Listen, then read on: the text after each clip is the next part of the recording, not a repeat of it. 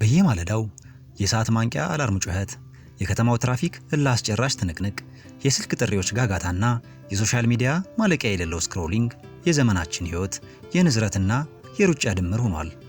ሁላችንም የምንሮጠው የሆነ ቦታ ለመድረስ ነው። ግን የት? እውነቱ ግን ሰማይ ጠቀስ ፎቆችና የቴክኖሎጂ ስልጣኔዎች መሃል ስንታጠር ነፍሳችን አየር አጥታ ትጨነቃለች። ለዚህ ሁሉ ውጥረትና ጭንቀት ፍጹም ነፃ የጎንዮሽ ጉዳት የሌለው አንድ አስደናቂ መድኃኒት አለ። እሱም ወደ ተፈጥሮ መሸሽ ነው። ከግሎባል ቮይስ ኔትወርክ ኤርሚያስ ሞገስ ነኝ። አረንጓዴ ለምለም ጫካዎች መሃል ገብቶ በጥልቀት መተንፈስ የተለየ ሚስጥር አለው። የጃፓን ሳይንቲስቶች ሺሪን ዮኮ ወይም የጫካ መታጠቢያ የሚሉት አስደናቂ ልምምድ አላቸው። ይህ ማለት በጫካ ውስጥ ዝም ብሎ መራመድ፣ የዛፎቹን ጠረን ማሽተትና የቅጠሎቹን እርስ በርስ መተሻሸት ማዳመጥ ማለት ነው። ወደ ጫካ ስንገባ የከተማው የኮንክሪት ጩኸት በወፎች ዝማሬና በምንጮች ድምፅ ይተካል። ያኔ በጭንቀት ተወጥሮ የነበረው አእምሯችን ጸጥታ ላይ ይገባል።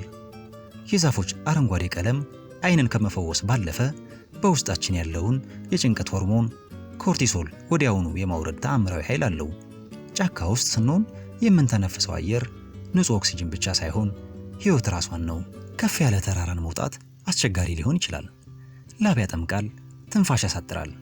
ነገር ግን ተራራው ጫፍ ላይ ደርሰህ ወደ ታች ስትመለከት የሚሰማ ስሜት በቃላት አይገለጽም።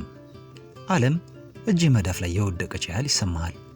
ከተራራው ማማ ላይ ሆነ ሰፊውን አድማስ ስታይ ትላንት ሲያጨናንቁህና እንቅልፍ ሲነሱ የነበሩት ትናንሽ የህይወት ችግሮች ሁሉ ምን ያህል ጥቃቅን እንደሆኑ ይገባሃል።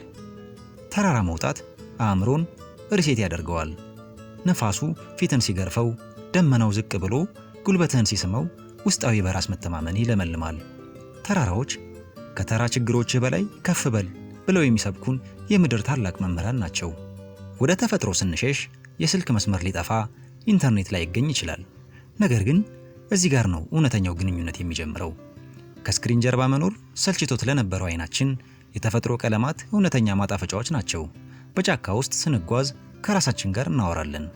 አብረውን ካሉ ጓደኞቻችን ጋር አይን ላይን እየተያየን ከልብ እንስቃለን። መሬቱን በባዶ እግራችን ስንረግጠው ከተፈጥሮ ጋር ያለን ጥንታዊ ትስስር ይታደሳል። ሕይወት በስራና በኃላፊነት ስትወጥረህ አእምሮህ ባትሪው እንዳለቀ ስልክ ሲጮህ ወደ አረንጓዴው ዓለም ለመሄድ ተነስ።